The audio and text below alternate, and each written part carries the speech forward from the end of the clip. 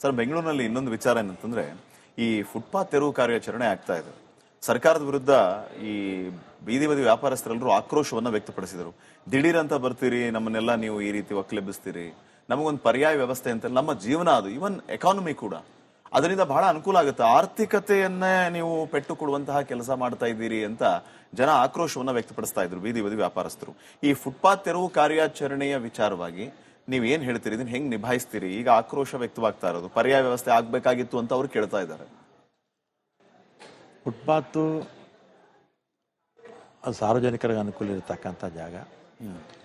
ಆದರೆ ಸಾಕಷ್ಟು ಸಂಖ್ಯೆಯಲ್ಲಿ ಬಡವರಿದ್ದಾರಲ್ಲ ಬೀದಿ ಬದಿ ವ್ಯಾಪಾರಿಗಳು, ಅದಕ್ಕೆ ಕೇಂದ್ರ ಸರ್ಕಾರ, ರಾಜ್ಯ ಸರ್ಕಾರ ಅವರಿಗೆಲ್ಲ ನಾವೆಲ್ಲ ಲೋನ್ ಕೊಡ್ತೀವಿ, ನಮ್ಮ ಮ್ಯಾನಿಫೆಸ್ಟೋದಲ್ಲೂ ಕೂಡ ಹಾಕಿದ್ದೀವಿ. ಅವ್ರಿಗೆ ಜಾಗ ಒಂದು ಐಡೆಂಟಿಫೈ ಮಾಡಬೇಕು. ಇದು ಭಾಳ ವರ್ಷ ನಡೀತಾ ಇದೆ, ಆಗ್ತಾ ಇಲ್ಲ. ಅವ್ರಿಗೆ ಸ್ಪೆಸಿಫಿಕ್ ಆಗಿ ಇಂತಿಂಥ ಜಾಗದಲ್ಲಿ ನೀವು ಬದಿ ಬದಿ ವ್ಯಾಪಾರಿಗಳು ನೀವು ವ್ಯಾಪಾರ ಮಾಡ್ಕೊಳ್ಳೋದಕ್ಕೆ ಐಡೆಂಟಿಫೈ ಮಾಡಬೇಕೆಲ್ಲ ಕಡೆ.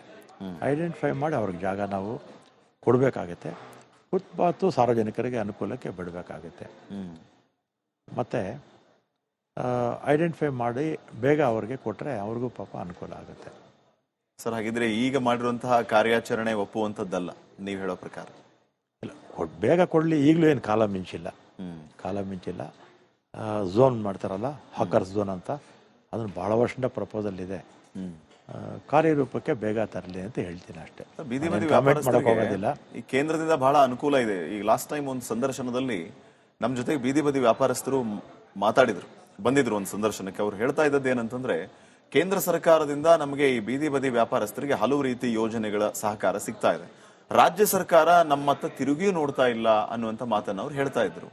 ನಮಗೆ ಒಂದ್ ರೀತಿ ಸೆಕ್ಯೂರಿಟಿನೇ ಇಲ್ಲ, ಯಾವಾಗ ಯಾರು ಬಂದು ನಮ್ಮನ್ನ ಎತ್ತಿಸ್ಬಿಡ್ತಾರ ಅನ್ನುವಂತಹ ಆತಂಕದಲ್ಲೇ ನಾವು ಜೀವನ ಮಾಡ್ತಾ ಇದೀವಿ. ನಮ್ಮ ಮನೆಯಲ್ಲಿ ಮಕ್ಕಳಿದ್ದಾರೆ, ಅವ್ರು ಸ್ಕೂಲ್ ಕಳಿಸ್ಬೇಕು, ಇದನ್ನೇ ನಂಬ್ಕೊಂಡು ಕೂತಿದೀವಿ.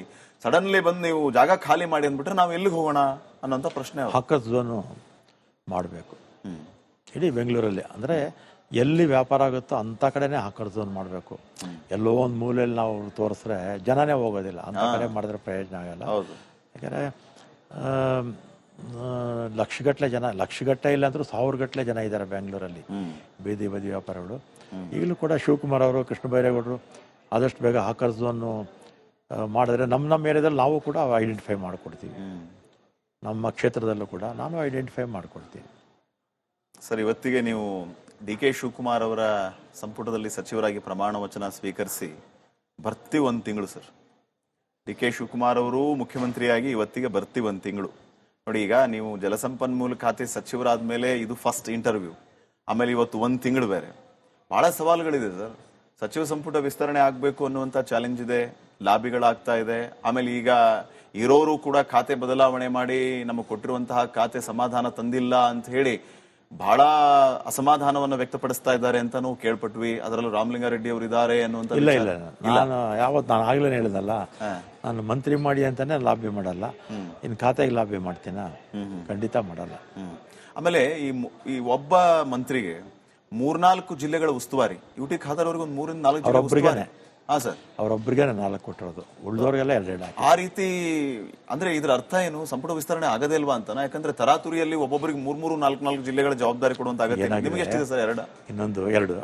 ಆಮೇಲೆ ಈಗ ಬರಗಾಲ ಇದೆ, ಕುಡಿಯೋ ನೀರಿಗೆ ಸಮಸ್ಯೆ ಇರುತ್ತೆ, ಆದ್ಯತೆ ಮೇಲೆ ಇರ್ಲಿ ಅಂತೇಳಿ ಮಿನಿಸ್ಟರ್ಸ್ನ ಅವ್ರ ಹಿಂದೆ ಯಾವ ಜಿಲ್ಲೆನಲ್ಲಿ ಇದ್ರು ಜೊತೆಗೆ ಇನ್ನೊಂದು ಅಡಿಷನಲ್ ಆಗಿ ಕೊಟ್ಟಿದ್ದಾರೆ. ಇವತ್ತಿಗೆ 1 ತಿಂಗಳಾಯ್ತು. ಸವಾಲುಗಳು ಹಲವಿದೆ. ಸೆಕೆಂಡ್ ರೌಂಡ್ ಈಗ ನೀವು 34 ಜನ ಇರಬೇಕು ಕ್ಯಾಬಿನೆಟ್ ನಲ್ಲಿ, ಇನ್ನೂ 20 ಜನ ಬರಬೇಕು. ಲಾಬಿಗಳು ನಡೀತಾ ಇದೆ, ಜಿಲ್ಲಾವಾರು ಪ್ರತಿಭಟನೆಗಳು ಆಗ್ತಾ ಇದೆ. ಸಂಪೂರ್ಣವಾಗಿ ನಾವು ಈಗ ನೋಡ್ತಾ ಇರೋದು ಏನಂತಂದ್ರೆ, ಆಡಳಿತ ಅನ್ನುವಂಥದ್ದು ಸ್ಥಗಿತ ಆಗ್ಬಿಟ್ಟಿದೆ, ಕಾಲಹರಣ ಆಗ್ತಾ ಇದೆ, ಅಭಿವೃದ್ಧಿಯತ್ತ ಫೋಕಸ್ ಮಾಡುವಂಥದ್ದೇ ಆಗ್ತಾ ಇಲ್ಲ. ಹೆಂಗ್ ನಿಭಾಯಿಸ್ತೀರಿ ಸರ್ ಇವನ್ನೆಲ್ಲ? ಇಲ್ಲ, ಅಭಿವೃದ್ಧಿನೂ ಆಗ್ತಾ ಇದೆ.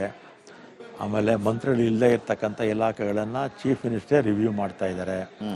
ಆಮೇಲೆ ನಮ್ಮ ಚೀಫ್ ಮಿನಿಸ್ಟ್ರು ಯಾರು, ಶಿವಕುಮಾರ್, ಭಾಳ ಚುರುಕಿನ ಮನುಷ್ಯ, 24 ಗಂಟೆನೂ ಕೆಲಸ ಮಾಡುವಂಥ ವ್ಯಕ್ತಿತ್ವ ಇರ್ತಕ್ಕಂಥವ್ರು. ಯಾರು ಸರ್? ನಮ್ಮ ಶಿವಕುಮಾರ್ ಅವರು.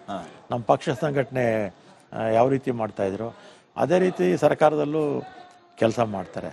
ಅದರ ಕೆಲಸ ಮಾಡೋದ್ರಲ್ಲಿ ಎರಡನೇ ಮಾತೇ ಇಲ್ಲ. ನಿದ್ದೆ ಹಗಲು ರಾತ್ರಿ ನಿದ್ರೆ ಬಿಟ್ಟು ಬೇಕಾದ್ರೆ ಕೆಲಸ ಮಾಡ್ತಾರೆ. ಬಟ್ ಈ ಚಾಲೆಂಜ್ ಎಲ್ಲ ಹೆಂಗ್ ತಗೋತೀರಿ ಅಂತ? ತಗೋಬೇಕು. ಸಚಿವ ಸಂಪುಟ ವಿಸ್ತರಣೆ ಚಾಲೆಂಜ್ ಫಸ್ಟ್ ಚಾಲೆಂಜರ್ ಅದೇನೆ ಅಲ್ವಾ, ಚಾಲೆಂಜರ್ ಅದೇನೆ. ಈ ಶಿವಕುಮಾರ್ ಅವ್ರು ಏನ್ ಕರೀತಾರೆ ಹೇಳಿ, ಟ್ರಬಲ್ ಶೂಟರ್ ಅಂತಾರಲ್ಲ, ಆ ಥರ ಮಾಡ್ತಾರೆ. ಬಟ್ ನಿಮ್ಮ ಟ್ರಬಲ್ ಅನ್ನ ಶೂಟ್ ಮಾಡುವಲ್ಲಿ ಫೇಲ್ ಆದ್ರ ಅಂತ ನಿಮ್ಗೆ ಅಸಮಾಧಾನ ಹಂಗೆ ಮುಂದುವರೆದಿದೆ? No comments.